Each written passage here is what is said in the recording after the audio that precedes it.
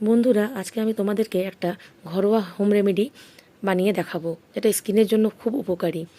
এটা বানানোর পর যখন তোমরা স্কিনে অ্যাপ্লাই করবে, তারপর দেখবে স্কিনটা কত সুন্দর গ্লো করছে। আর একদম খুব সহজ উপায়ে এটা আমরা বানিয়ে নেব। দেখো, ভাত তো আমাদের প্রত্যেকের বাড়িতেই হয়, তাই আমরা এই দেখো ভাত আর ভাতের মাঠটাকে কাজে লাগিয়ে আমরা এটা বানাবো।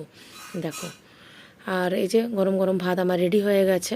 এবারে আমি একটা ছাঁকনিতে এই যে কিছুটা ভাত আর একটু মাড় তুলে রাখবো, দেখো আলাদা করে একটা বাটির মধ্যে। এই যে আমি রেখে দিচ্ছি গরম গরম মাড়টা। আর তারপরে একটা তোমার চামচের সাহায্যে এটাকে একটা পেস্ট করে নেব ভাতটাকে। তোমরা চাইলে এটা মিক্সিতেও করে নিতে পারো, কিন্তু আমি একটু বানাবো তো সেই জন্যই আমি চামচ দিয়েই এটা করব। দেখো, আর গরম অবস্থাতেই এটা করতে হবে। এই যে আমি এখন এটাকে তোমার একটু ম্যাশ করে নিচ্ছি। দেখো, এই যে আমার একটা পেস্ট হয়ে গেছে রেডি।